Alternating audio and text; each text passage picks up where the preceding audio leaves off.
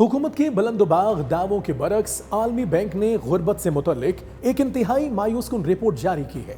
इस रिपोर्ट ने हुकूमत की तमाम खुशफहमियों के पर्दे चाक कर दिए हैं।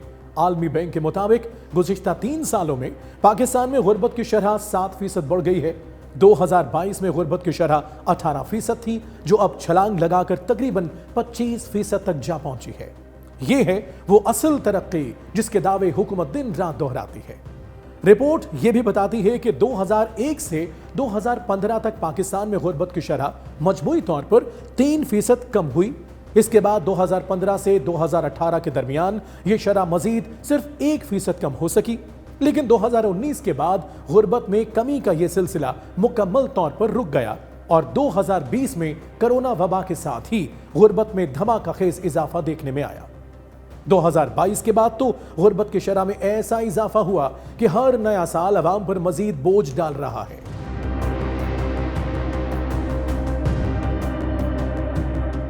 ये सब कुछ आलमी बैंक के आदाद-ओ-शुमार हैं, जिन्हें झुटलाना हुकूमत के बस की बात नहीं। गैर जानिबदार माशी माहिरीन भी साफ कह रहे हैं कि हुकूमत के ये दावे महज खुशफहमियों, गलत बयानियों और गुमराह कुन आदाद-ओ-शुमार पर खड़े हैं, जबकि आलमी बैंक की रिपोर्ट असल हकायक बयान करती है।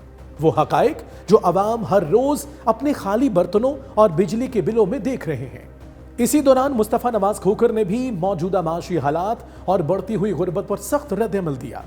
उन्होंने ब्लूमबर्ग के एक सहाफी की रिपोर्ट का हवाला देते हुए बताया कि वजीर आजम का हालिया दौरा अमरीका कौमी खजाने पर एक और बोझ है।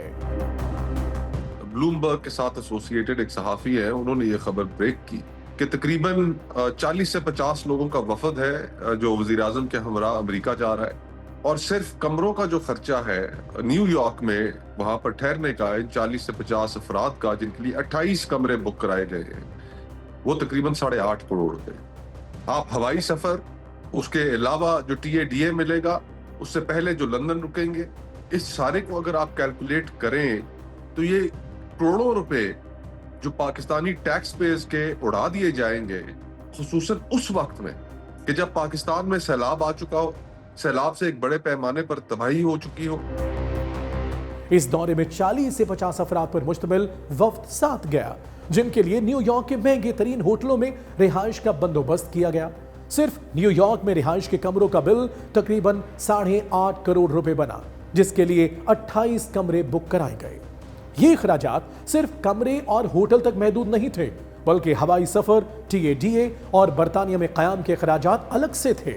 और ये सब कुछ ऐसे वक्त में हुआ जब पाकिस्तान सैलाब से बर्बाद है, लोग घरों और फसलों से महरूम हैं और गुर्बत अवाम की चीखें निकाल रही है। मुस्तफा नवाज खोखर ने आखिर में कहा कि माशी बहरान का शिकार, गुर्बत में डूबा हुआ और सैलाब में पिसा हुआ ये मुल्क ऐसे होटलों के किराए और ये अयाशियां कैसे बर्दाश्त करेगा। हुकूमत को ये सोचना चाहिए। और सच यही है कि हुक्मरानों की ये लापरवाही कौमी खजाने पर बोझ नहीं, बल्कि कौमी खतरा बनती चली जा रही है। Talk is live, like, share, subscribe कीजिए, क्योंकि सच वही जो हम बोले। Talk is live.